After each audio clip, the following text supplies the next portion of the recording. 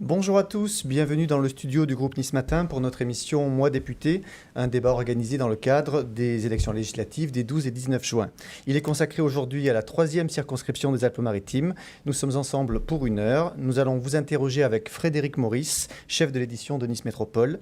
Ce débat est organisé avec notre partenaire Radio Émotion. Il est à suivre en direct sur la page Facebook de Nice Matin, mais aussi sur YouTube et sur nos sites internet. Avant de démarrer, Frédéric, nous allons rappeler les contours de cette 3e circonscription. Bonjour Lionel, bonjour à tous. Ce territoire qui abrite 138 000 habitants compte un peu plus de 91 000 électeurs. La 3e circonscription couvre le centre-nord et le nord-est de Nice, ainsi que les communes de Falicon, de La Trinité et de Saint-André-de-la-Roche. Au premier tour de la présidentielle, Emmanuel Macron est arrivé en tête avec 24,2% des voix, 4 dixièmes devant Marine Le Pen, 23,8%. Jean-Luc Mélenchon, 3e avec 21,9% des voix et Éric Zemmour, 4e avec 13,5%. Au deuxième tour, le président sortant l'a emporté avec 54% des suffrages exprimés, soit 4,6 points de moins que son résultat national. Enfin, une précision importante, le député LREM Cédric Roussel n'a pas obtenu l'investiture de la majorité présidentielle. Il a donc décidé de ne pas se présenter. Alors, 5 candidats sont avec nous sur ce plateau. Par ordre alphabétique, nous recevons Laurent Castillo. Vous avez été investi par les Républicains, vous êtes professeur de médecine, vous dirigez à Nice l'Institut universitaire de la face et du cou. Vous avez été candidat au départemental en 2015 avec Honoré Coloma. Vous êtes également référent départemental d'Oser la France, le laboratoire d'idées du député LR du Vaucluse, Julien Aubert, et vous êtes réputé proche d'Éric Ciotti. Enzo Giusti, vous êtes le candidat de la nouvelle Union populaire écologique et sociale, la NUPES. Vous avez créé une entreprise pour aider les agriculteurs à trouver un débouché aux fruits et légumes que vous qualifiez de tordus, ce qu'on vend plus difficilement pour éviter le gaspillage alimentaire. Vous êtes membre de la France Insoumise depuis 2017. Benoît Candel, vous vous présentez sous les couleurs du Rassemblement national. Vous avez été le premier adjoint UMP du maire de Nice, Christian Estrosi. Vous avez rejoint Reconquête en février, dont vous avez été le référent départemental, avant d'adhérer au Rassemblement national après la présidentielle. Tout à fait. Philippe Pradal, vous avez également été le premier adjoint LR de Christian Estrosi et maire de Nice par intérim, pendant 11 mois et 14 jours très précisément. Vous avez ensuite rejoint Horizon, le parti d'Édouard Philippe.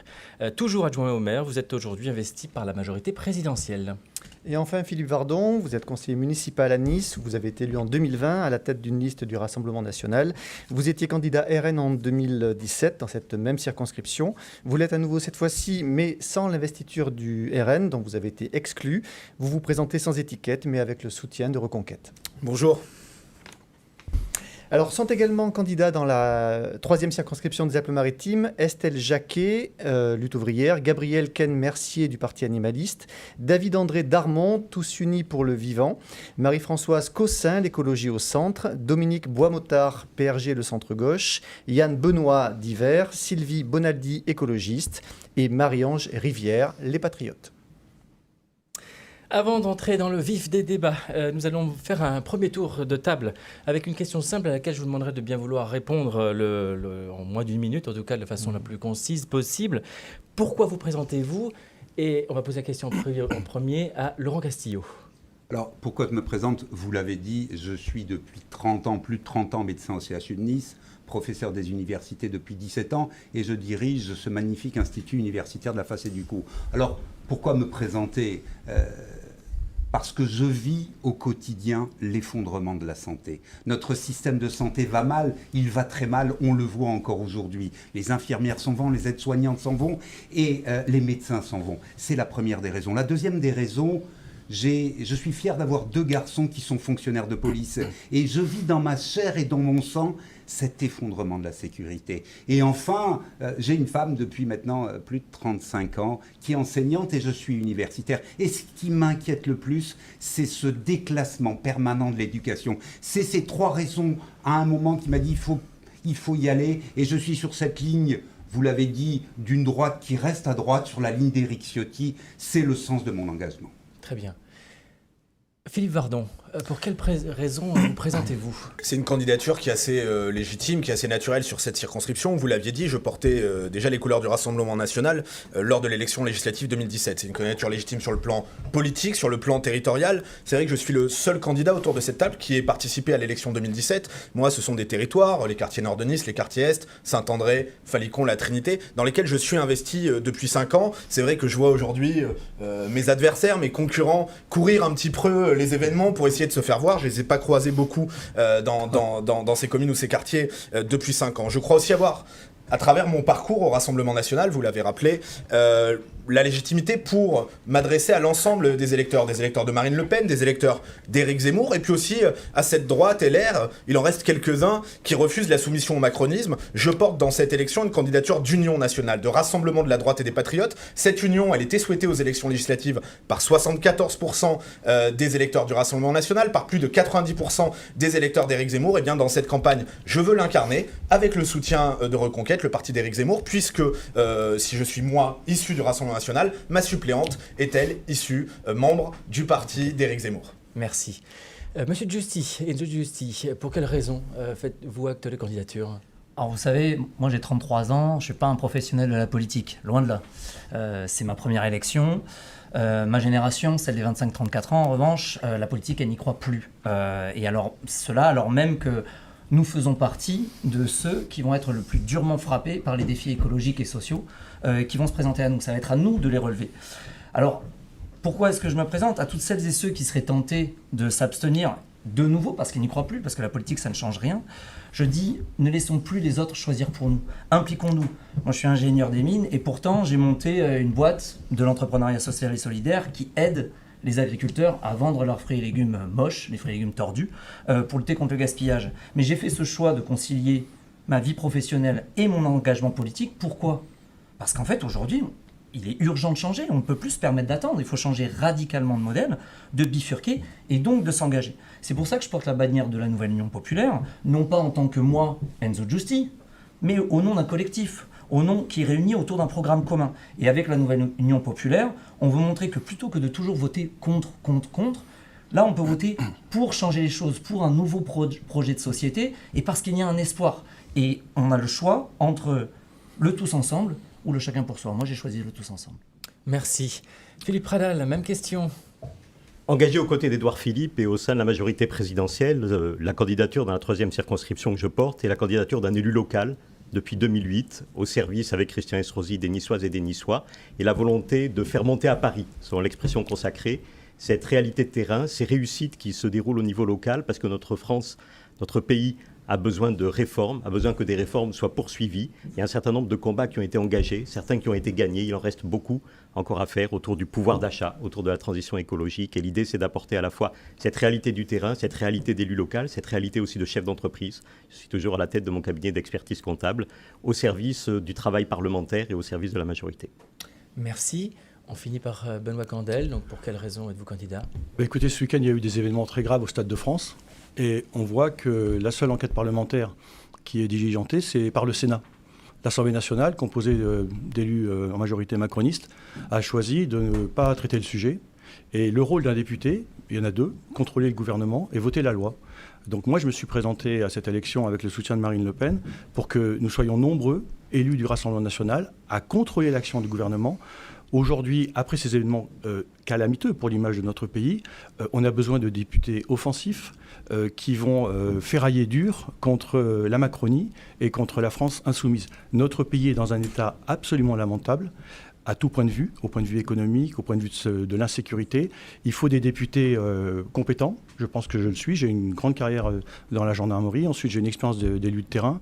Et pour finir, je travaille dans le privé. Donc, vous voyez, j'ai une triple expérience.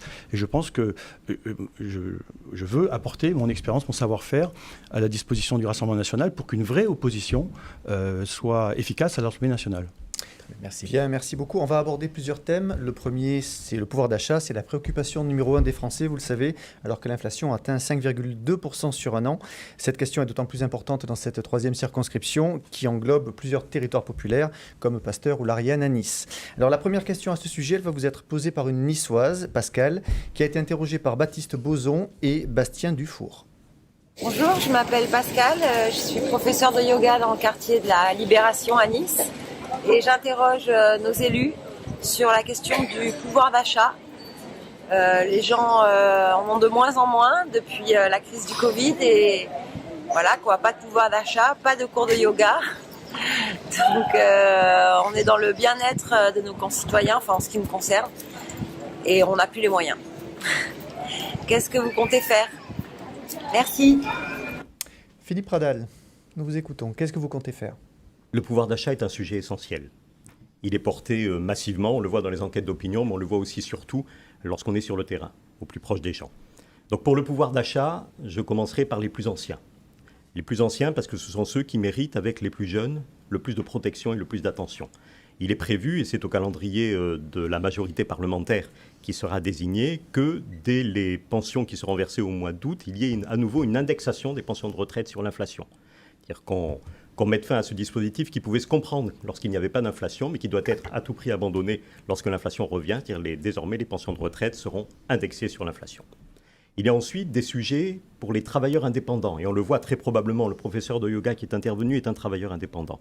Il y a aussi des mesures, parce que pour un certain nombre d'auto-entrepreneurs qui représentent aujourd'hui des forces créatives importantes dans notre pays, des mesures qui vont être prises pour alléger leurs charges sociales lorsqu'ils ont des revenus d'un niveau faible. C'est un élément important. Et ensuite, il y a un sujet conjoncturel qui est le sujet du coût de l'énergie et du coût de l'alimentation. Les mesures boucliers seront maintenues jusqu'à ce que nous ayons une meilleure visibilité sur l'évolution à long terme de l'inflation sur ces postes qui sont essentiels pour les ménages. Et au-delà de ça, il y a un sujet de plus long terme à traiter. C'est comment fait-on que les gens qui travaillent, qui ont un emploi, ne soient pas des travailleurs pauvres. Et pour cela, il y a un sujet qui se pose, qui est en partie réglé par les dispositifs de doublement de la prime Macron, qui a la possibilité de verser des primes pour les employeurs sans charge sociale et avec une fiscalité allégée pour les bénéficiaires. Il faut poursuivre cette réflexion pour que les entreprises puissent donner plus de rémunération à leurs salariés sans que cela ne leur coûte plus. C'est un sujet essentiel parce qu'on voit bien qu'aujourd'hui, même une personne qui travaille, elle peut être en situation de précarité et ça n'est pas normal. Il faut que la reconnaissance du travail soit plus efficace, y compris financièrement. C'est aussi dans le calendrier parlementaire de la majorité présidentielle. Merci. Monsieur Giusti, est-ce que c'est suffisant ? Non. Assez simplement, j'aimerais juste revenir sur le fait que pour moi, il ne s'agit pas de pouvoir d'achat, il s'agit de pouvoir de vivre. On est revenu aux besoins basiques de l'humanité. Il s'agit de remplir son frigo et ou voire faire son choix entre remplir son frigo, se soigner, se chauffer, se déplacer. Et donc aujourd'hui, on a quand même un besoin de prendre des mesures fortes qui agissent au quotidien, sur le quotidien des Français. Donc tout d'abord, une des premières mesures, ce serait le blocage des prix sur les produits de première nécessité. Par exemple les fruits et légumes, par exemple les produits hygiéniques ou encore l'essence. Ensuite, il y a des mesures, encore une fois, qu'on peut prendre assez rapidement, qui sont par exemple l'augmentation du SMIC. Ça s'appliquerait également aux retraites.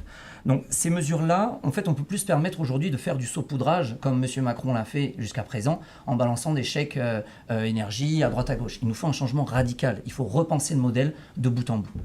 Très bien. Monsieur Vardon. Ouais. La question centrale du pouvoir d'achat, c'est effectivement la différence entre le salaire brut et le salaire net. C'est-à-dire ce qui reste à un salarié à la fin de sa fiche de paye. Et quand on regarde comment ça commence et comment ça se termine, il y a une grande différence.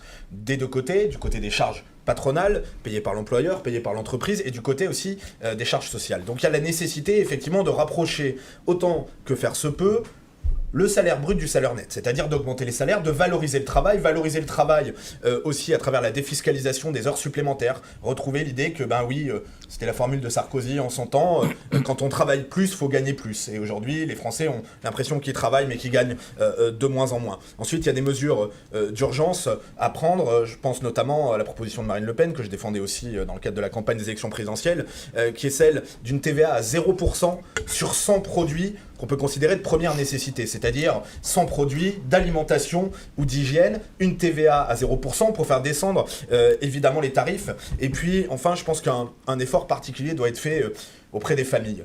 On le voit dans notre ville de Nice, de plus en plus de gens, de jeunes foyers avec des enfants qui ont des difficultés énormes, des difficultés pour se loger. Je crois qu'on parlera aussi de logement tout à l'heure. C'est pour ça que il faut, je crois, défendre la priorité nationale pour le logement, pour les Français. Et puis des difficultés aussi financières. Et je défendrai à l'Assemblée nationale le retour de l'universalité des allocations familiales. parce que les allocations familiales, ça ne doit pas être versé en fonction des revenus, mais en fonction de ce qu'on apporte aussi à la société, parce que oui, avoir des enfants, c'est contribuer aussi à un effort collectif, notamment au paiement des retraites, et puis le doublement du plafond du quotient familial, pour que là aussi, sur le plan fiscal, les familles puissent s'y retrouver. Merci beaucoup, Monsieur Candel. Alors, la première chose à dire, c'est l'imprévoyance du gouvernement. Le gouvernement, en début d'année, Monsieur le maire nous a expliqué qu'on allait revenir sur des taux de croissance qu'on avait connus dans les 30 Glorieuses. Ils avaient prévu à peu près 6% de croissance. On vient d'avoir les chiffres. Aujourd'hui, la croissance au premier trimestre, moins 0,2%. Donc, si ça continue pendant 3 mois, on sera en décroissance. Et dans le même temps, ils n'ont pas prévu. Bruno Le Maire ce matin en disant qu'il n'y aura pas de récession. Les chiffres qui sont sortis, voilà, c'est pas des chiffres qui sortent du Rassemblement national, c'est des chiffres officiels. Donc les chiffres on est à 0,2%. Et puis de l'autre côté, ils n'ont pas vu non plus arriver le mur de l'inflation. Ils n'ont pas vu arriver ça. Ça leur est tombé dessus et ça tombe surtout sur les Français de façon terrible. Ils parlent de revaloriser les retraites. Mais qui a désindexé les retraites ? Monsieur Macron était ministre de François Hollande qui a gelé les retraites en 2014 jusqu'en 2016. Monsieur Macron était ensuite président de la République. C'est lui qui a décidé de désindexer les retraites de l'inflation. Ça veut dire que depuis ces années-là, les retraités ont déjà perdu beaucoup de pouvoir d'achat. Aujourd'hui, juste avant les élections, on nous dit « Vous inquiétez pas, on va réindexer ». Et on entend le petit bruit qui dit « Oh, mais ça sera uniquement jusqu'à 2 000 €. Les retraites au-dessus, comme d'habitude, vous n'aurez droit à rien. » Donc tout ça, c'est des mensonges. L'inflation sera nettement supérieure à 4%. Elle est déjà à 5%, 5,2% actuellement au mois de mai. Et tout porte à croire qu'à la fin de l'année, on se rapproche de 8 à 10% d'inflation. Et donc ce n'est pas avec 4% de plus que les retraités vont pouvoir s'en sortir. Donc le Rassemblement national a tout un tas de mesures pour aider ça. La réindexation réelle des retraites sur la réalité de l'inflation. Premier élément. Deuxième élément, il y a tout un tas de mesures, je peux en citer quelques-unes. La suppression de la redevance pour les foyers fiscaux, l'augmentation de 10% télévisuelle. Qui est supprimée en l'occurrence. C'est fait. Non, mais ça a été fait pourquoi ? Parce qu'ils sont allés piocher dans le programme de Marine Le Pen, donc tant mieux.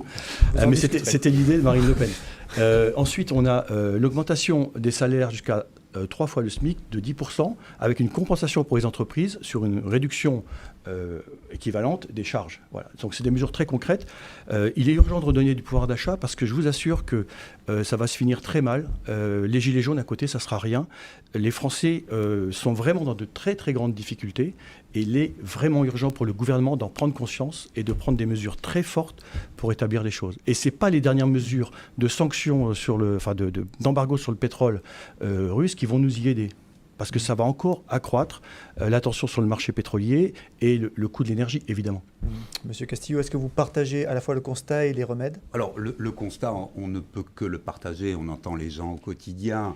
Je le vis, l'hôpital est un microcosme de ce qui se passe. Et véritablement, cette inquiétude sur le pouvoir d'achat, on l'entend au quotidien et beaucoup de choses ont été dites, mais oui, il faut revaloriser le travail. On entend cette professeure de yoga qui travaille, qui malgré son travail, manifestement a des difficultés à la fin du mois.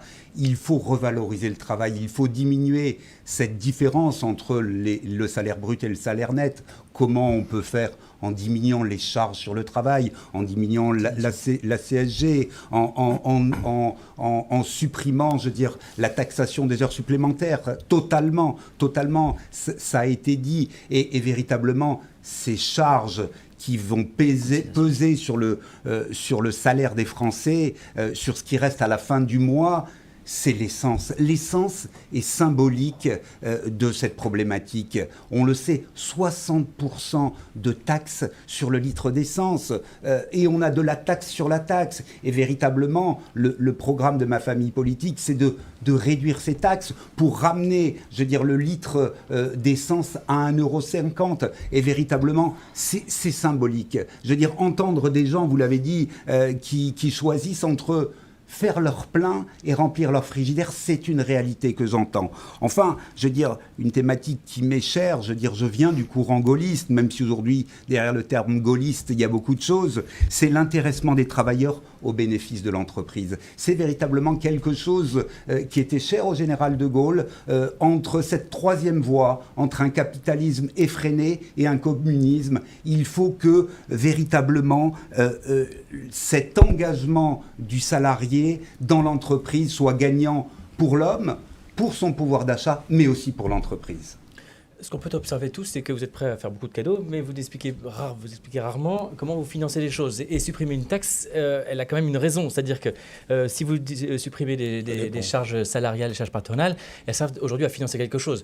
Donc là, on a beaucoup de cadeaux. En revanche, on ne sait pas très bien comment vous financez tout ça. Mais la réalité, Monsieur Maurice, c'est que justement, aujourd'hui, les Français n'en ont plus pour leur argent. C'est qu'on a des services publics qui s'affaissent, qui s'affaiblissent, et en réalité, des impôts qui ne cessent d'augmenter. Donc bien sûr, il y a des économies à faire. Vous savez, le budget de l'État, c'est comme votre budget domestique, c'est comme le budget d'un foyer. On fait toujours des choix et on économise sur quelque chose parce qu'on considère qu'une autre est plus essentielle. Il y a plein d'économies à faire. Vous savez, 20 milliards d'euros.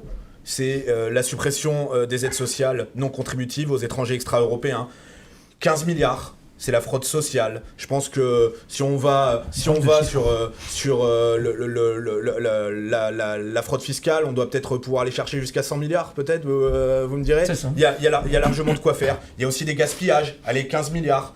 Des gaspillages sur la bureaucratie, sur les excès de la décentralisation, où on ne décentralise pas beaucoup sur le plan politique, mais on décentralise beaucoup en termes d'embauche. Là aussi, 15 milliards à récupérer. Donc il y a des économies à faire en France. C'est toujours la même chose, c'est les choix budgétaires que l'on fait. Merci. Bien, on va changer de thème si vous voulez bien. Oui, on peut aussi faire des efforts sur les cabinets d'études américains qu'on gave d'argent public. Pas qu'américain. Plus d'1 milliard d'euros l'année dernière ont été consacrés à des dépenses sur des cabinets d'études. Alors, ce n'est qu'un milliard dans une montagne de dettes, mais ça peut s'ajouter aux mesures que je partage avec Philippe adjoint au maire, vous n'aviez pas recours à des cabinets ? Alors, le maire avait recours à des cabinets, mais dans des proportions vraiment minimes. Et pour des sujets très... non, moi, je n'avais pas recours à ça. Non, du tout. Mais dans des proportions tout à fait raisonnables. Là, on a dépassé la mesure.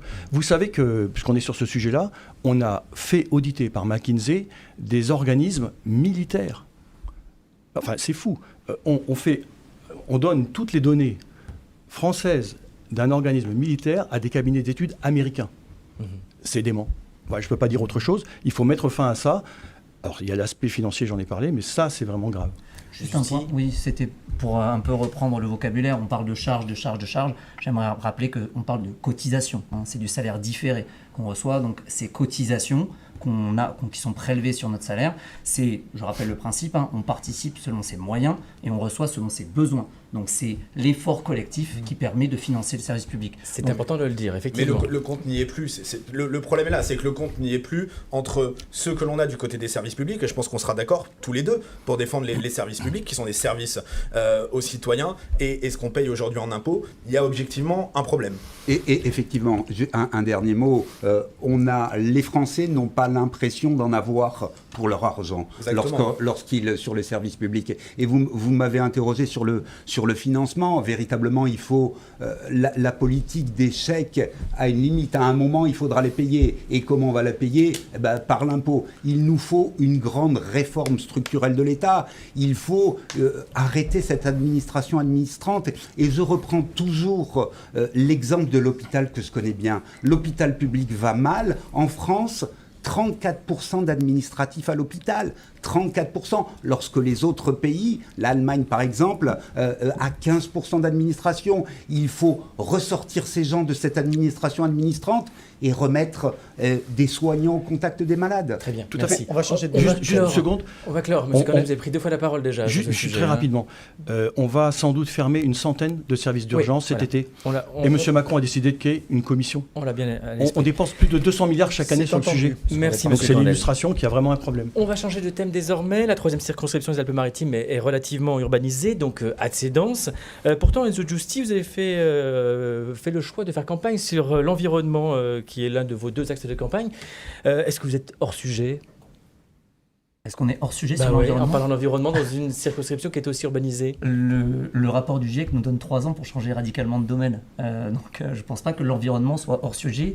quel que soit le lieu en France, que ce soit urbanisé ou pas urbanisé. Non, au contraire. Je pense que, et c'est ce qui m'inquiète un peu aujourd'hui dans les débats qu'on voit, c'est qu'on parle quasiment pas d'environnement. Aujourd'hui, ça doit être la problématique principale. Et donc moi, en tant qu'ingénieur, ne serait-ce que du point de vue pratique, c'est juste de dire, ok, comment est-ce qu'on organise ? Il va falloir planifier. Du point de vue des déchets, comment est-ce qu'on sort de l'incinération ? Du point de vue de l'énergie, comment est-ce qu'on sort du nucléaire ? Toutes ces questions-là, elles sont essentielles. Et je reviens sur ce que vous disiez, l'environnement, il est partout. Mais il est sur toutes les mesures. Il est dans l'alimentaire, dans le quotidien, dans le transport. Il y a un sujet qui vous touche particulièrement, c'est l'alimentaire en particulier. Bien Ça, c'est quelque chose qui concerne chacun d'entre nous, même les urbains. C'est quoi le message que vous faites passer auprès des gens que vous rencontrez ? Que, en fait, les personnes, en fait, aujourd'hui, ne peuvent accéder aux fruits et légumes. Vous avez 7 Français sur 10 qui, aujourd'hui, ne peuvent pas se payer les fruits et légumes parce que c'est trop cher. Et en parallèle de ça, vous avez un agriculteur qui se suicide tous les 2 jours. Il ne s'en sort pas aux 2 bouts de la chaîne. Et au milieu, vous avez la grande distribution qui se gave avec ses marges. Donc, pour moi, il faut vraiment changer ça de manière profonde. Et l'environnement, c'est un maillon de la chaîne. Il transpire sur tous nos sujets. On est obligé de s'en occuper. Merci. Philippe Pradal, vous, quel est votre message sur l'environnement et l'écologie ? Est-ce que c'est un message que vous portez d'abord ? Et concrètement, qu'est-ce que vous proposez aux électeurs ? L'environnement écologie, je crois qu'il faut à la fois mesurer que nous vivons les effets du dérèglement climatique très vite. Moi, je suis surpris que dans ce département, il y a encore des gens, après avoir vécu la tempête Alex, qui disent que le dérèglement climatique ne nous touchera pas. On voit quand même que nous pouvons être frappés très lourdement et les conséquences que cela peut avoir. Il fait très chaud en ce moment, et pas que dans ce studio.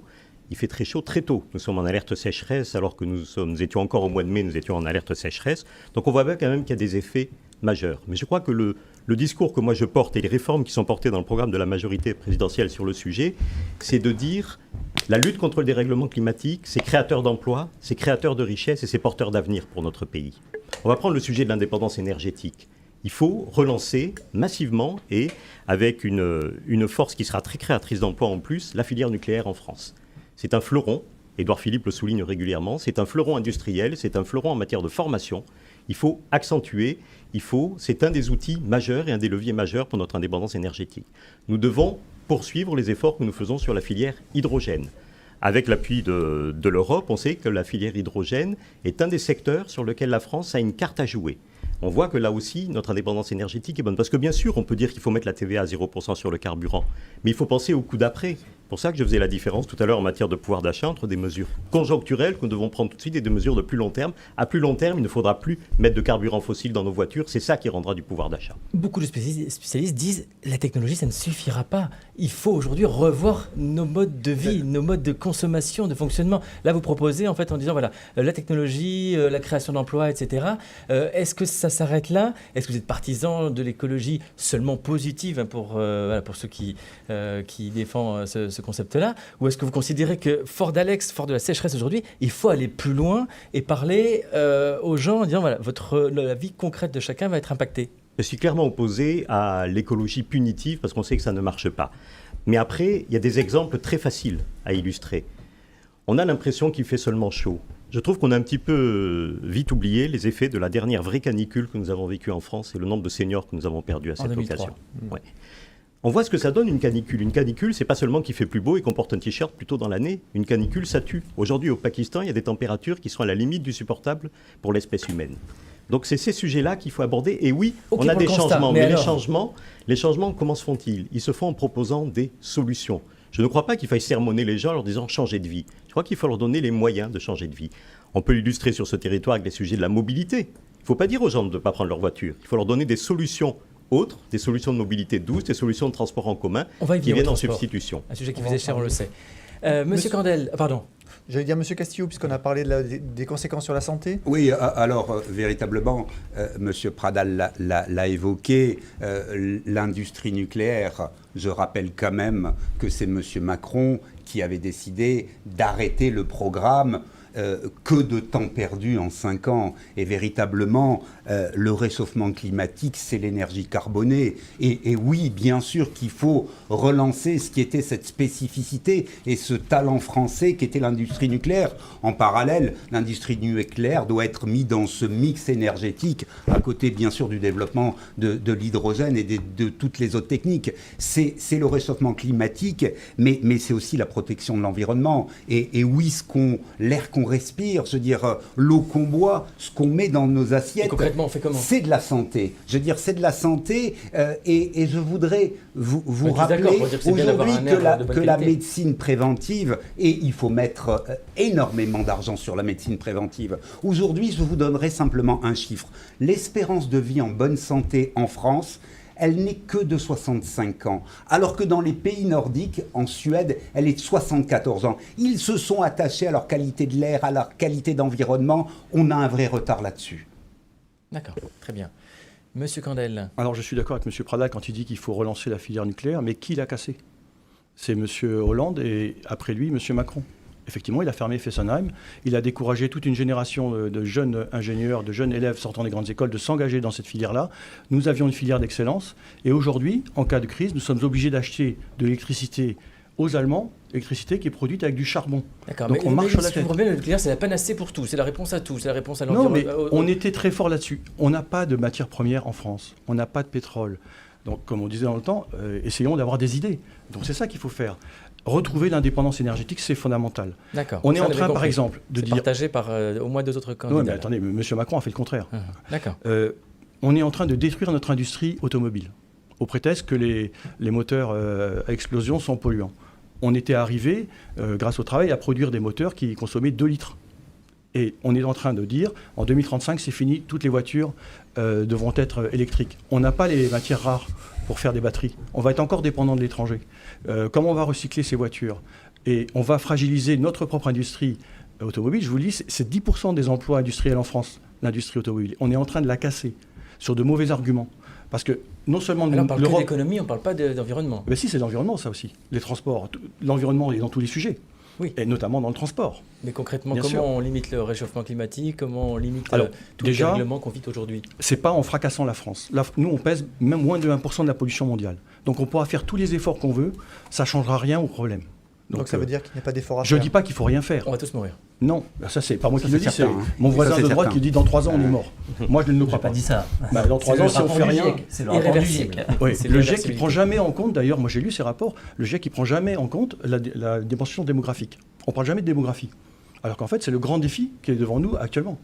Le Nigeria, à la fin du siècle, aura 400 millions d'habitants, c'est-à-dire plus que la totalité des États-Unis. Mais vous n'êtes pas candidat pour l'Assemblée nationale, mais Non, nigériane. mais quand vous êtes député de la nation, vous devez avoir une vision large, une vision des problèmes du monde.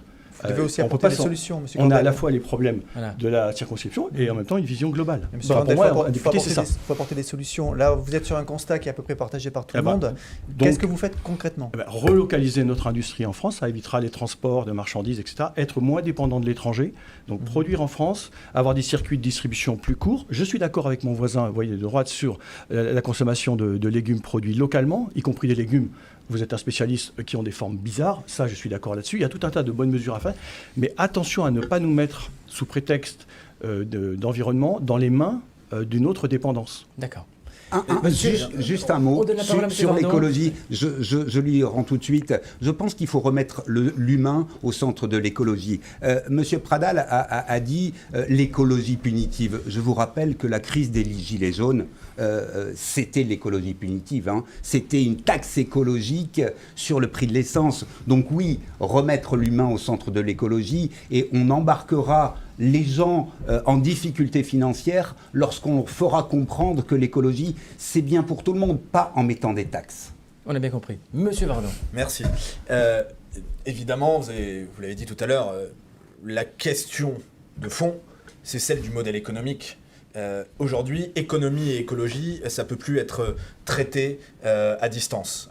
C'est vrai que moi je suis attaché à une logique qui est celle du localisme. Je pense qu'il faut avoir d'un côté le localisme, au-dessus le protectionnisme, qui peut être d'ailleurs un protectionnisme environnemental aux frontières nationales, aux frontières européennes. Je pense qu'il faut une révolution économique et une révolution de la proximité. On ne peut pas continuer avec un modèle qui est en train de tuer la planète. Ce qui tue la planète, c'est le libre-échange mondialisé. C'est le modèle qui est prôné au niveau européen par les députés européens de M. Macron, qui vote tous les traités de libre-échange. C'est un modèle économique où on produit en Asie pour vendre en Europe à des chômeurs ou à des travailleurs pauvres et pour ensuite recycler en Afrique.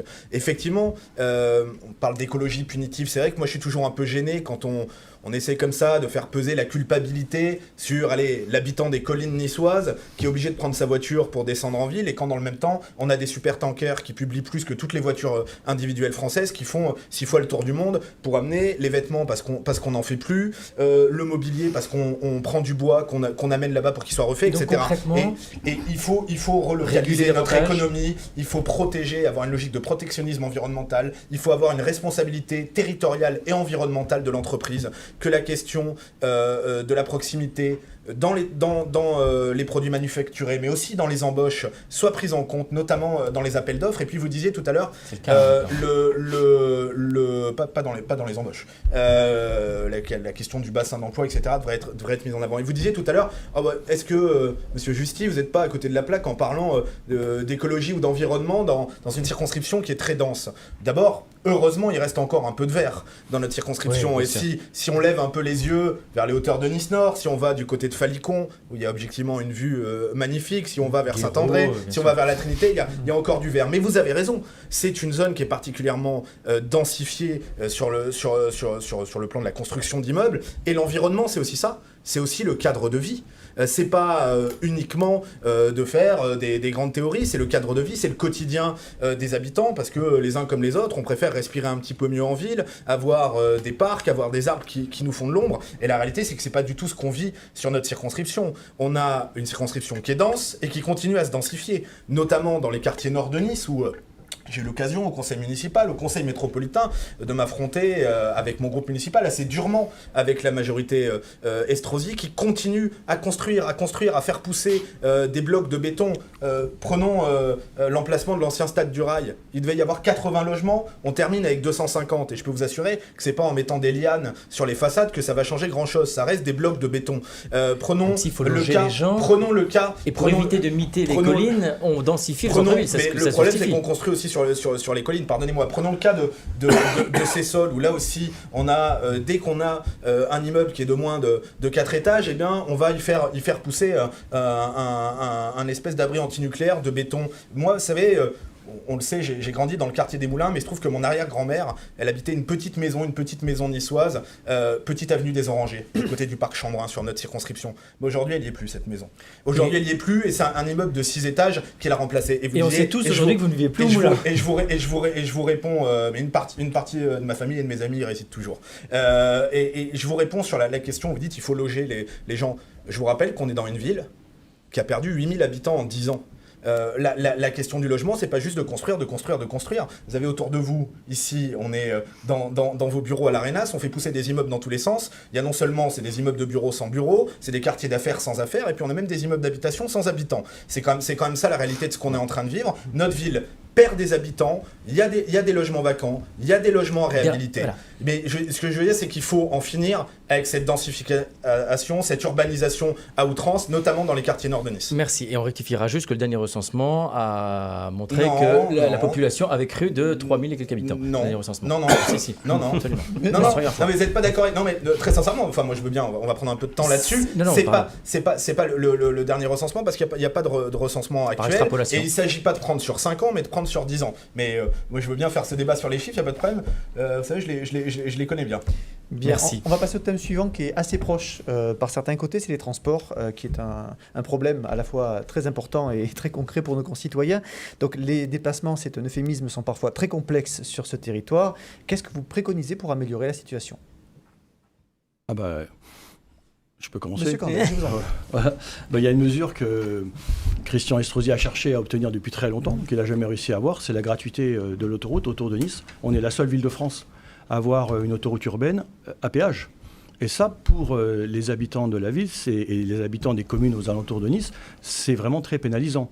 Du coup, ils se reportent sur la promenade des Anglais et ça crée des embouteillages. Donc c'est une des mesures fortes qu'il faut prendre immédiatement. Bien préciser quand même aux gens qui nous suivent que ça fait partie d'un contrat et que ça vous ne le rayez pas d'un coup de stylo, hein, parce que Rick Ciotti s'y est essayé aussi, pour l'instant personne n'a réussi. Hein. Donc ça se fait pas comme ça juste parce que Benoît Candel sera élu qu'on va devoir... Non, mais c'est une mesure sur laquelle il faut travailler. À un moment donné, il faut discuter avec Je crois l'opérateur. que le travail est engagé Voilà. depuis un certain nombre d'années. Oui, sauf que pour l'instant, il n'y a pas de résultat. C'est ça que je veux dire. Donc Et vous en le problème se obtiendrez. pose toujours pour les automobilistes. Donc ça, c'est une vraie difficulté. Il faut sortir la perte de points pour les petites infractions routières. C'est prévu. 60-70% des gens qui perdent des points les perdent sur des toutes petites infractions à la vitesse. Et là, on est impitoyable. Autant avec la racaille qui casse, qui agresse au Stade de France. Alors là, vous avez vu les résultats des condamnations, c'est dérisoire. Là, l'État ne dit rien. Autant sur l'automobiliste qui lui a une plaque d'identité, une plaque d'immatriculation, une identité, une adresse. Alors là, c'est sans pitié. Et si vous ne payez pas, la machine administrative va se mettre sur vous jusqu'à ce que vous payiez avec des pénalités très fortes. Il faut arrêter ça parce qu'au bout du compte, vous vous retrouvez avec des honnêtes citoyens qui ne peuvent plus aller au travail parce qu'ils ont perdu leur permis. Donc ça, c'est une mesure très concrète. Vous savez, Je précise, moi j'étais gendarme, j'ai vu beaucoup d'accidents dans ma vie. Il y a beaucoup d'accidents qui ne sont pas dus à la vitesse, qui sont dus à l'endormissement, qui sont dus à l'usage de stupéfiants, à l'alcool, au non-respect des règles de priorité. C'est ça qui crée beaucoup d'accidents. Donc arrêtons de taper toujours sur les mêmes, toujours sur les automobilistes pour des raisons qui ne sont pas efficaces. Libérons la route. Non, rendons les gens responsables, mais arrêtons toujours de taper sur les mêmes. L'automobiliste est un méchant, voilà, et ça suffit, quoi, au bout d'un moment. Monsieur Condel, pardonnez-moi juste un détail, vous le savez sans doute, c'est dans les tuyaux, le fait de supprimer la perte de points pour les infractions à moins de 5 km/h. Alors, tout est dans les tuyaux avant les élections. Comme l'indexation des retraites, tout est dans les tuyaux. Voilà. Et pareil pour les urgences, je reviens sur le sujet des urgences, qui est un vrai sujet. Voilà, c'est dans les tuyaux aussi, on a créé une commission et on verra. On a fait quand même le Ségur de la santé. Mais M. Macron n'a rien appris de tout ça. M. Macron, le nouvel ami de M. Pradal, il n'a rien appris du Ségur de la santé. Il ne connaît pas la situation des hôpitaux. Donc chacun ses nouveaux amis. Hein. Non mais... C'était Éric Zemmour il y a 2 mois, aujourd'hui c'est Marine Le Pen. Donc chacun change ses amis. Non, je pense que c'est difficile moi, je suis resté de reprocher ça à M. Pradal. Non mais attendez, M. Condel existe. Moi j'ai connu M. Pradal à l'époque, il ferraillait contre Manuel Valls. Vous avez vu ce week-end à Monaco, Christian Estrosi et Manuel Valls, bras dessus, bras dessous. Moi je vous ai connu il y a 2 mois seulement me disant Éric Zemmour c'est beaucoup mieux que Marine Le Pen. Pourquoi ? Oui, j'étais à Reconquête. Parce que c'est beaucoup mieux. Oui, et en fait, non. Là, puisque vous abordez le sujet, j'en parle très, très librement. Moi, je ne voulais pas que M. Vardon, à qui j'ai pas de contentieux personnel, vienne à Reconquête, parce qu'on travaillait à l'union des électeurs de la droite. Et M. Vardon a un profil, a un passé qui fait qu'il est la personne la plus mal placée pour faire l'union des droites. Donc je me suis opposé à ça. On m'a dit, on ne tiendra pas compte du bureau départemental de Reconquête, on ne tiendra pas compte de ton avis, donc je suis parti.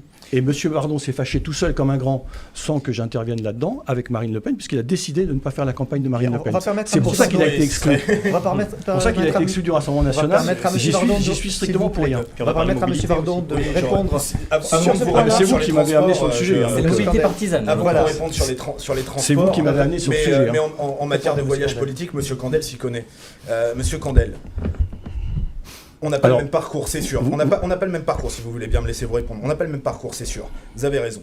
Moi, ça fait des années que je me bats contre l'islamisation de cette ville. Vous en avez été le complice. C'est moi qui ai créé la cellule de lutte contre l'islamisme au sein de la gendarmerie. Ne dites pas ça. Vous en avez été le complice. Bientôt, vous allez dire que je suis un qatarien. Il y a 10 ans de ça, vous étiez alors le valet de M. Estrosi. Vous avez participé à installer la mosquée radicale dans les locaux municipaux, c'est dans le un quartier gros Roquevilliers à Nice. Il faut que je me laisse le temps de répondre là-dessus parce que c'est un gros mensonge. Vous avez installé cette mosquée. Bientôt, je me suis converti à l'islam. Vous avez installé cette mosquée. À l'époque, on s'en rappelle, c'était dans les colonnes de Nice Matin, c'était sur toutes les antennes. Vous aviez même dit, c'est pas grave d'installer une mosquée là-bas, ça ne gêne personne. Non. Là-bas, il n'y a pas de Niçois. Mais vous savez, là-bas, des Niçois, non seulement il en reste, mais en plus, grâce à vous, M. Condel, il y a 2 ans, ils ont eu à subir pendant 15 jours un appel à la prière qui était lancé par cette mosquée radicale. Monsieur Condel, lorsque vous étiez dans la majorité de Monsieur Estrosi, vous avez voté des subventions aux jeunes musulmans de France. Vous savez ce que c'est les jeunes musulmans de France, Monsieur Condel? Ce sont les jeunes de l'UOIF, c'est-à-dire la branche française des frères musulmans. Monsieur Condel, c'est pas moi qui suis on va s'éviter un moment gênant. J'ai les délibérations. Monsieur Vardon, c'est pas moi qui suis proche de Othman Aïssaoui, c'est Monsieur Estrosi. Vous avez voté. Mais Monsieur Condel, vous avez un nombre de photos avec Othman Aïssaoui que là aussi, ça serait très gênant. Monsieur Vardon, J'ai Monsieur même été Vardon. pris en photo On va avec arrêter vous. là. Bon, Vous êtes le écoute, plus on va arrêter mal, là. pardon, vous On êtes se le va plus arrêter mal là. placé du monde aujourd'hui pour prétendre représenter Monsieur Vardon, les électeurs vous du avez des- Rassemblement Non, mais national ou les idées nationales. Monsieur- Monsieur c'est- Candel. c'est pas l'avis de Vous Marine êtes- Le Pen. vous S'il êtes vous plaît. gravement- C'est pas l'avis de vous Marine êtes- Le Pen Allez, qui je- vous je a pense qu'elle avait exclu pas du de mouvement. dossier sur les yeux. Messieurs, Non, mais Vous Marine êtes Le Pen vous a gravement exclu. Messieurs, gravement compromis vous êtes en- avec Vardon. l'islam radical dans notre là, ville, là, monsieur on Candel. vous comprend plus. hein. Monsieur Personne. Vardon. Et pardon, D'accord. excusez-moi, vous Juste êtes en train une de seconde. monopoliser le débat. Monsieur Il y a Vardon d'autres a été exclu du candidats. Rassemblement Monsieur national Candel. parce qu'il n'a pas fait la campagne Monsieur de Marine Le Candel. Pen. Oui, S'il vous plaît. contrairement à vous, c'est connu. Bon, si vous S'il êtes vous en train de plaît, vous on arrête- je peux on vous arrête répondre là. sur les Sur les transports transports, monsieur Vardon. volontiers, Merci. puisque je connais bien cette Petite circonscription. parenthèse, vous Après, savez, c'est- il y a- après, il y a Bien, besoin à un moment ça de concerne lâcher. un peu notre circonscription. Oui. hein, vous savez, Après, ces transports en commun, si on peut revenir aux transports. Non, mais tout le monde sait que je suis un dangereux islamiste. Tout le monde le sait. Monsieur Candel, non, je crois que les gens ne Allez, savent pas assez. on arrête, Voilà. on Je crois que les gens ne Bien connaissent sûr. pas assez vos Mais compromissions. bien sûr. Mais vous inquiétez pas, Allez, il reste les 10 jours de électeurs de la campagne, on va droite, de s'en la droite, charger. de la droite Bien sûr. On va s'en sont... charger. Mais vous savez, moi, Monsieur On va s'en Vardon, charger. Merci. dans cette Dans- campagne, dans dans cette les- campagne, dans j'ai les non, transports, s'il vous dans plaît, les- une seconde. J'ai deux Non, adversaires non, dans cette s'il- campagne, c'est pas s'il vous, vous plaît. c'est Monsieur Pradal et la Alors, Macronie, ah bah, et c'est vous mes avez voisins passé de beaucoup droite moins de temps à avec parler la de France moi, à Insoumise. diffuser mon adresse sur les réseaux sociaux. alors. C'est Bien pas sûr, tout et à comme le fait- font vos c'est collaborateurs. pas tout à fait évident. Vos collaborateurs font la même Donc chose. concernant, Allez, on se concernant les rassure. transports et pas politique, on a un problème d'engorgement, Monsieur Candel, c'est pas tant la promenade des Anglais que la vallée du Paillon.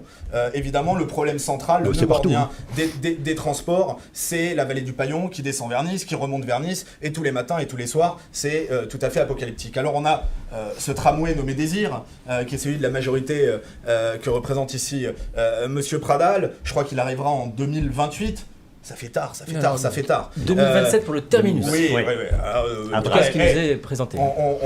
C'est 2027 hors taxe, avec le retard, ça nous fera tranquillement 2028. Évidemment qu'il faut désengorger la vallée des Paillons avec des services de transport à la hauteur. Je crois qu'en attendant ce tramway, il y a un gros travail à faire au niveau du train. Nous le proposons depuis longtemps sur Saint-André-de-la-Roche, sur la Trinité, de faire avec l'existant. Il y a des rails qui sont là.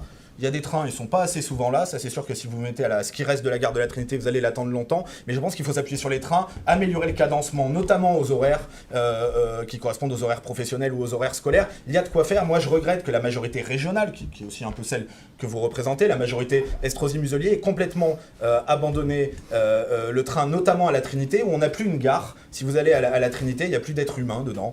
C'est ce qu'on appelle aujourd'hui une halte. Voilà, c'est une gare délaissée. Il n'y a personne pour vous renseigner, il n'y a personne pour vous vendre un billet. On vous dit qu'il faut aller acheter le billet au tabac. Alors c'est très bien qu'il y ait le tabac trinitaire qui fasse le boulot de la SNCF. Et moi, je pense que les billets, ça se vend plutôt dans les gares. Voilà, il y a une solution aujourd'hui immédiate qu'on pourrait utiliser.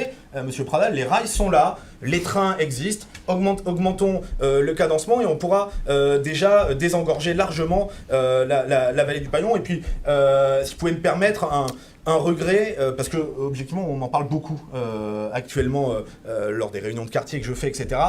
Est-ce qu'un jour vous allez vous décider à faire du parking Jeanne d'Arc autre chose que des travaux? Ça n'arrête pas, c'est un chantier sur un chantier, il y a les palissades autour. Allez, profitez, c'est les élections, vous avez des voix à gagner, faites quelque chose, il reste 10 jours. Monsieur Pradal, vous répondez, vous donnez aussi vos options sur les transports. Alors, le sujet des transports, enfin, je réponds, je parle des transports. Le sujet des transports, c'est un sujet, effectivement, où il faut prendre garde aux solutions simplistes. C'est pas le tout auto qui réglera le sujet de la vallée du Paillon, c'est pas le tout train, c'est pas le tout tramway. Et l'idée, c'est véritablement, même si nous sommes dans un débat national et qu'on a eu l'impression par moments qu'on refaisait un débat municipal ou parfois un débat présidentiel, on est sur un sujet où effectivement, il ne faut pas perdre de vue que tour à tour, nous sommes automobilistes, usagers des transports en commun, usagers du vélo pour ceux qui le peuvent, marcheurs à pied. Et c'est donc offrir ce panel de solutions qui soit efficace. Pour cela, il faut que lorsque je choisis de prendre un mode, cela résulte d'un choix et pas d'une contrainte. Donc c'est vrai que, on le voit, et typiquement la 3e circonscription est très intéressante pour cela, parce qu'elle est à la fois avec un secteur très dense urbain, des quartiers périphériques très denses et des quartiers périphériques beaucoup moins denses. Et on sait qu'on ne peut pas avoir exactement la même solution de tous les côtés. J'ai expliqué à quelqu'un qui me posait la question de façon un peu amusante à quel moment le tramway monterait à Guéraud. J'ai été contraint de dire que très probablement jamais. Voilà. Mais plus concrètement et plus sérieusement, il faut dire que c'est cet ensemble de solutions qu'il convient de mettre en œuvre simultanément. Sur le train et sur l'action de la majorité régionale sur le train, il y a un sujet sur l'exploitation du TER en France et il a été beaucoup critiqué le fait que la SNCF n'était pas assez remise en cause et pas assez mobilisé sur le sujet. C'est pour cela que la majorité régionale de Renaud Muselier, avec l'appui de Christian Estrosi, a décidé de relancer des appels d'offres. Et ce n'est plus la SNCF qui opère un certain nombre de lignes dans le département des Alpes-Maritimes. Et il y a de nouvelles contraintes, de nouvelles attentes qui ont été créées, qui ont été mises en œuvre sur l'amélioration de la cadence. On l'a vu au Mans. Je reviens sur la tempête Alex. On a vu au Mans de la tempête Alex le rôle essentiel qu'avait joué la ligne Nice-Breil. Je suis un parfaitement rôle d'accord avec vous. vital.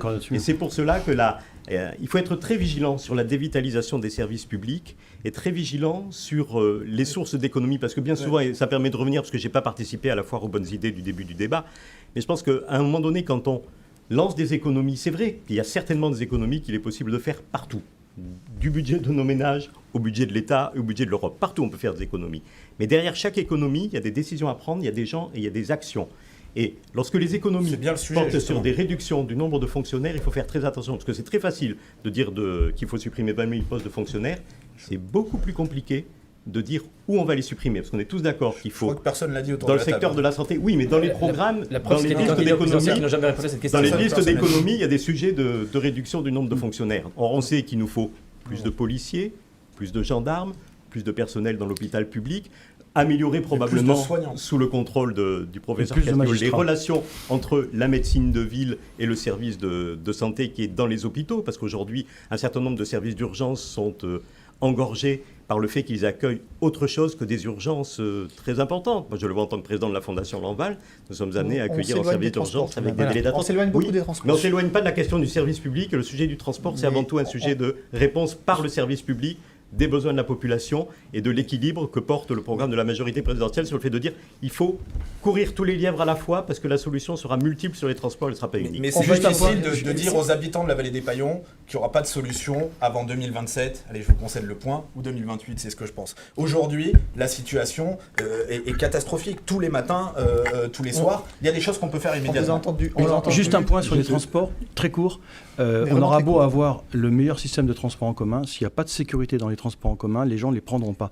À Nice, passé une certaine heure, les parents ne veulent plus envoyer leurs enfants dans le tramway ou dans les bus. Gandel, si vous parce voulez que bien. Enfin, des enfants à minuit dans un tramway tout seul n'ont rien à y faire, a priori, quand même. Ben, non, je ne dis pas des enfants. Donnez la parole des à adolescents. M. Castillo. Je pense que véritablement la politique de transport, elle doit tous nous réunir ici. Hein. La politique des transports, c'est la politique de lutte contre la fracture territoriale. Et je crois véritablement qu'elle ne devrait pas, je pense qu'elle ne nous oppose pas. Si dans le centre de Nice, se déplacer, sortir, aller travailler, se divertir, c'est simple. Dès qu'on est sur le moyen pays, et les circonscriptions, c'est un peu le moyen pays, on a des véritables difficultés. Alors, toutes ces solutions ont été évoquées. Je veux dire, le train, un mot sur le train. Je vous rappelle quand même le coût du train. Et c'est les sénateurs LR qui ont fait voter une diminution de 50% de la TVA en la passant de 10% à 5% sur le train. J'entends aujourd'hui sur la circonscription les utilisateurs des TER où il y a un pass zoo et on est en train de rediscuter l'intérêt, en tout cas les réductions liées au pass zoo. Voilà. Donc, ils vont augmenter les tarifs très clairement des TER pour une bonne partie des usagers. Et donc mon sentiment, c'est qu'à la fracture territoriale, on ne rajoute pas une fracture sociale. Sinon, en dehors de ça, rien ne devrait nous opposer sur les transports. Alors précisément, avant de laisser la parole à M. Giusti, et si notre réalisateur Philippe Bertini est prêt en régie, on voudrait vous passer une question qui a été posée par une Ursula, qui est enseignante, et qui a une question à poser sur la place des cyclistes. Elle a été interrogée par Baptiste Bozon et Bastien Dufour. Bonjour, Ursula Delaguila, professeure au Collège Nazareth.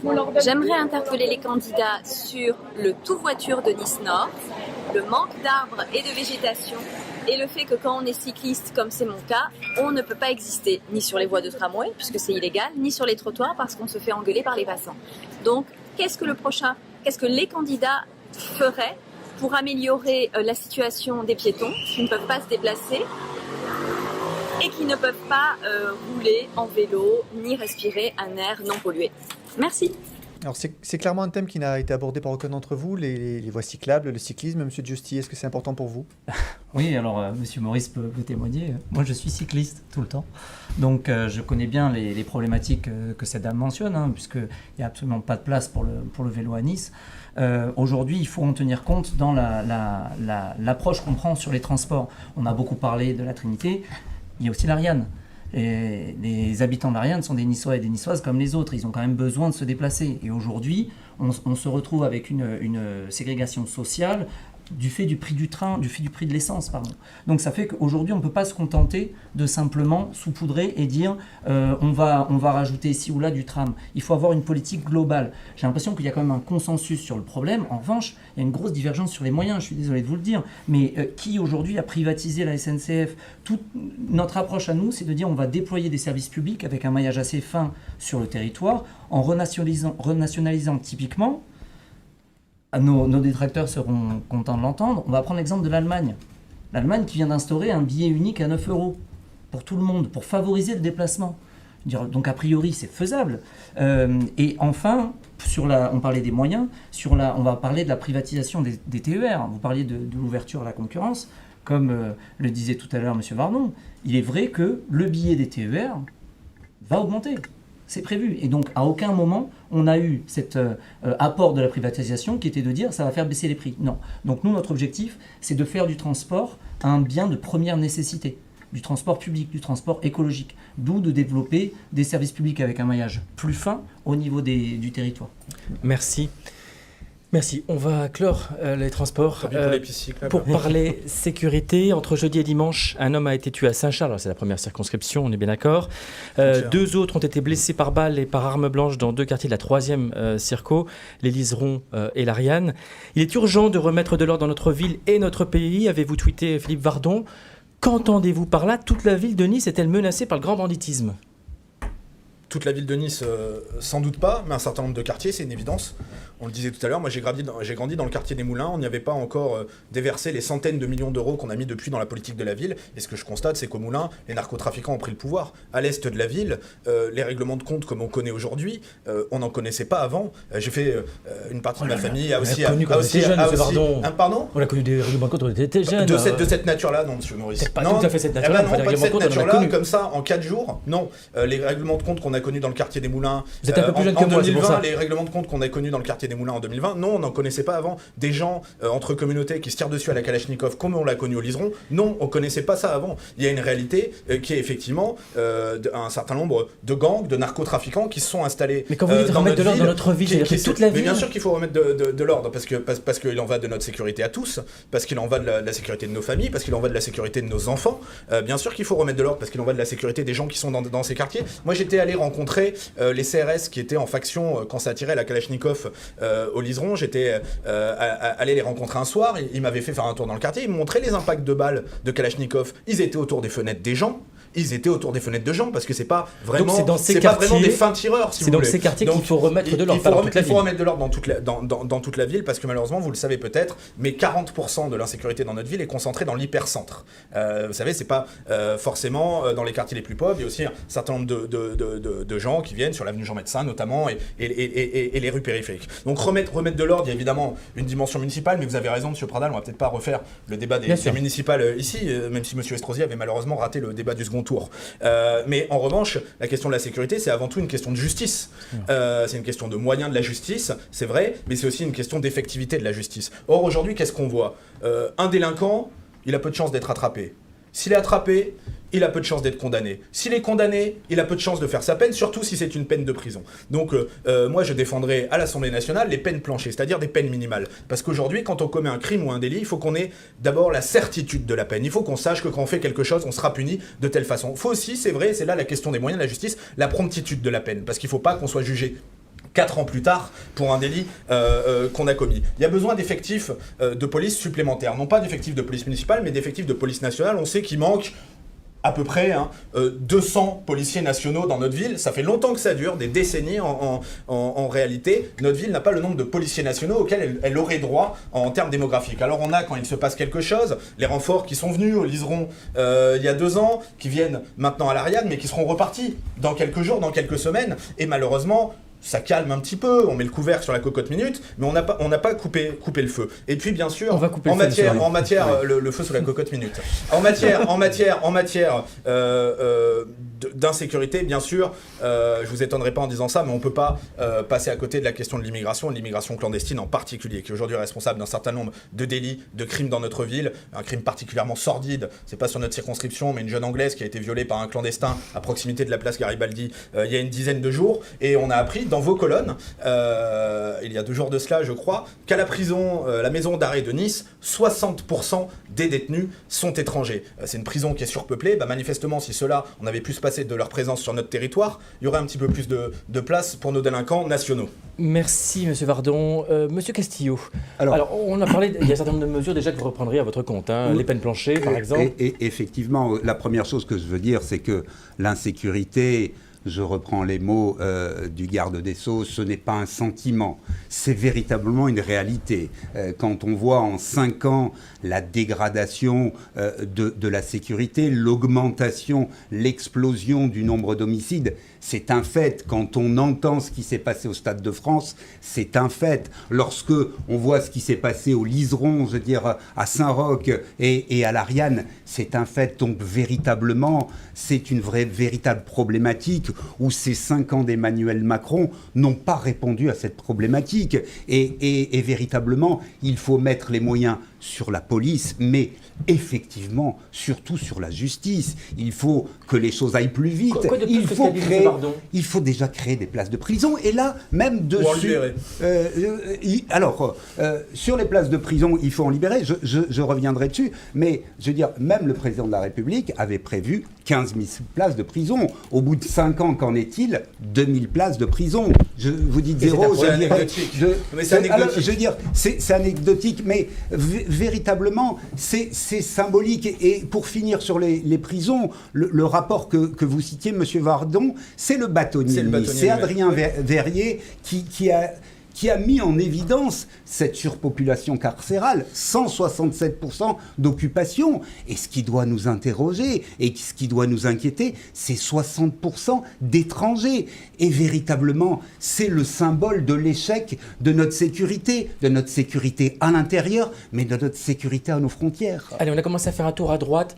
Passons à gauche, les solutions que vous préconisez, Monsieur Justice, sauf si vous adhérez à celles qui ont été présentées. Désarmer la police. J'adhère absolument pas. On va pas être trop caricaturaux, hein, on se sérieux un peu, puisque quand même Vous voulez enlever les flashballs, je crois. S'il vous plaît.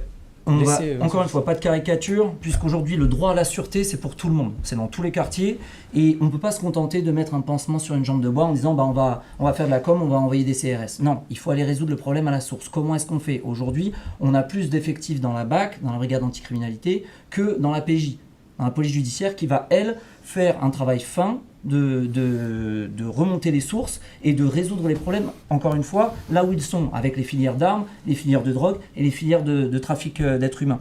Aujourd'hui, il faut qu'on investisse sur cette filière, il faut qu'on développe les effectifs de la police judiciaire, parce qu'encore une fois, il n'y a pas seulement que les citoyennes et les citoyens qui souffrent, il y a également les policiers eux-mêmes. Il faut remettre au centre le rôle du policier, de la police judiciaire par exemple, qui a un travail qui est extrêmement fin, qui a un travail de filature, un travail d'investigation. Et ça, aujourd'hui, on ne donne pas les moyens à ces gens-là de travailler.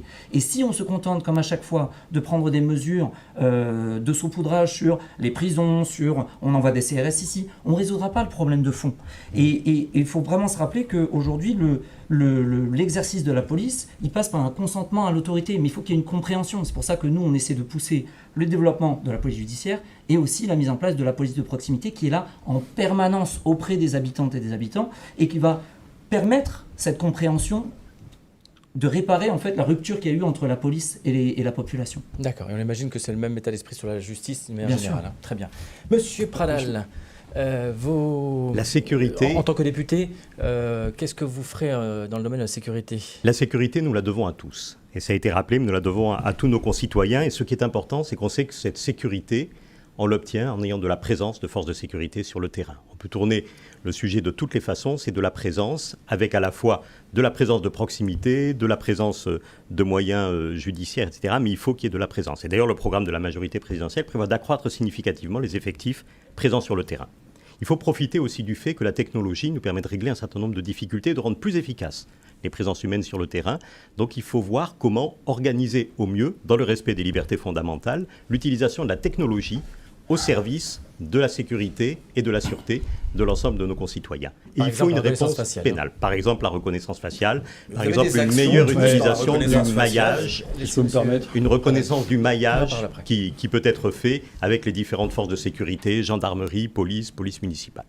Et je crois aussi que ça a été évoqué, la réponse pénale doit être rapide et plus sûre, avec des moyens pour la justice, mais également aussi avec des réponses pénales adaptées, notamment peut-être avec un certain nombre d'amendes beaucoup plus fréquentes, beaucoup plus faciles à recouvrer et qui sont probablement plus efficaces que des peines de prison jamais prononcées, jamais exécutées. Merci.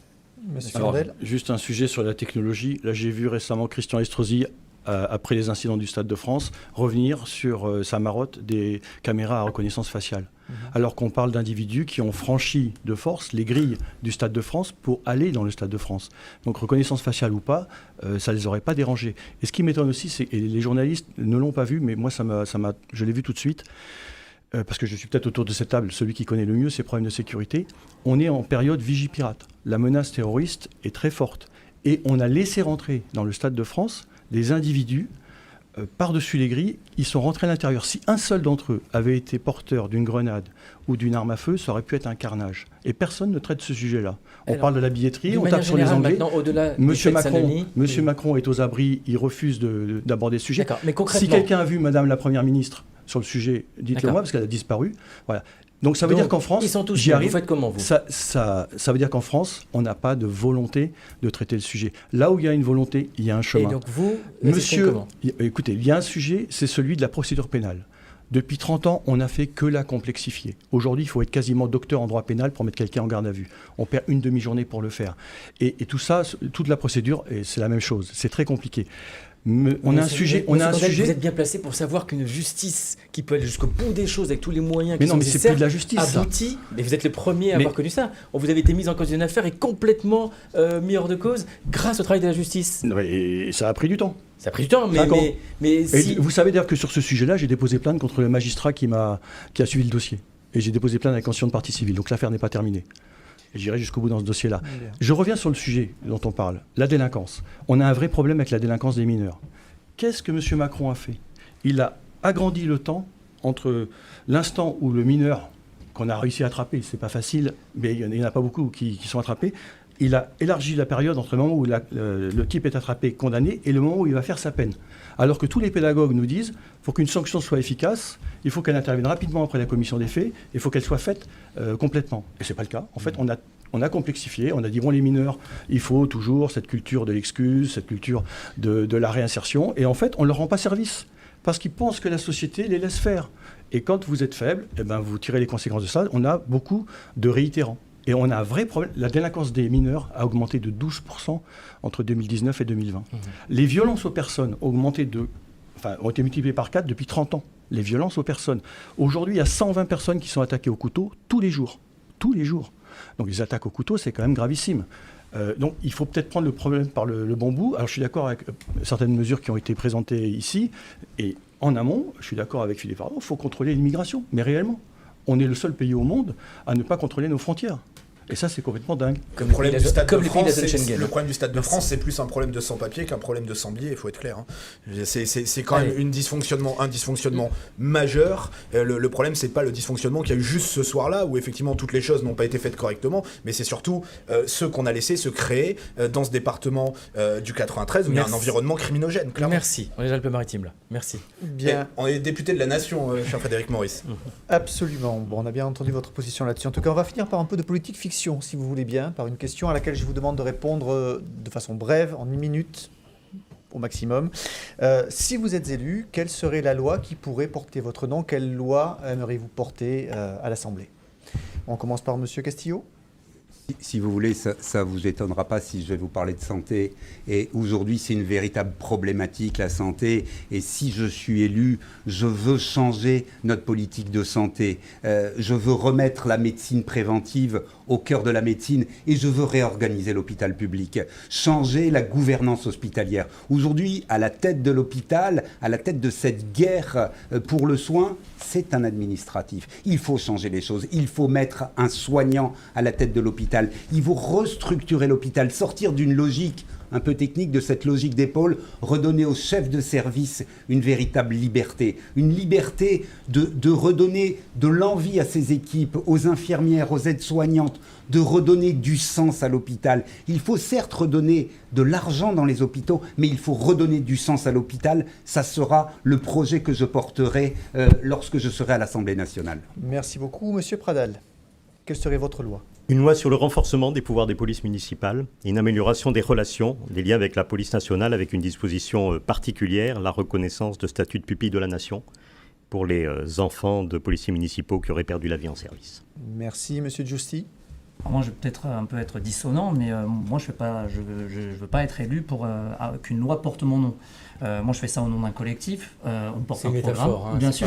Non, mais je tiens quand même à le rappeler. Moi, je suis pas un pro. Donc, l'idée, voilà, c'est qu'on porte les mesures d'un programme qui est cohérent et complet.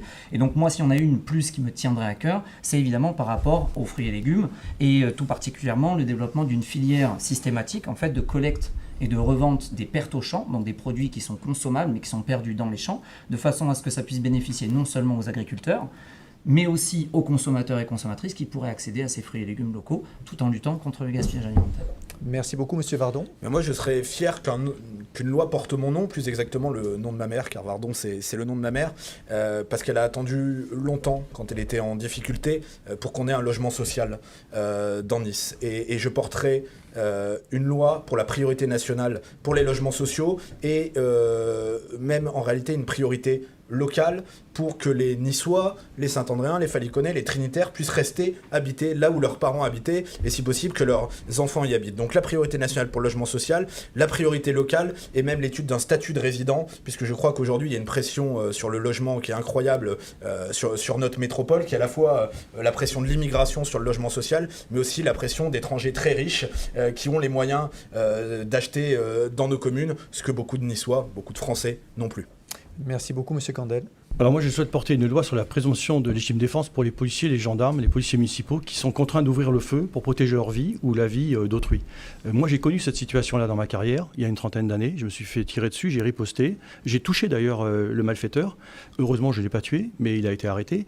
Donc je sais exactement ce que c'est que la réaction qu'on doit avoir en quelques fractions de secondes d'ouvrir ou de ne pas ouvrir le feu. Aujourd'hui, un policier qui ouvre le feu en état de légitime défense, il est traîné en garde à vue pendant 24 heures. Souvent, c'est prolongé 48 heures, et derrière, il est mis en examen.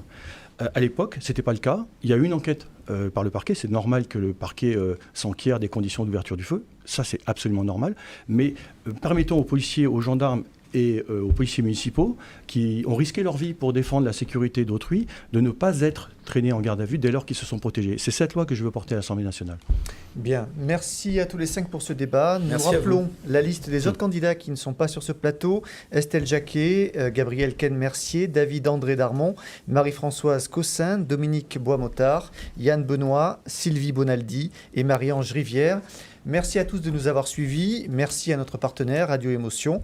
Merci à Sophie Doncé et à Philippe Bertini pour la réalisation de cette émission que vous pouvez revoir en replay sur YouTube. Rendez-vous demain dans l'édition Métropole Nice-Cagne-Vence de Nice Matin pour le compte-rendu de ce débat. Et à très bientôt pour un nouveau débat Moi député. Bonne journée à tous.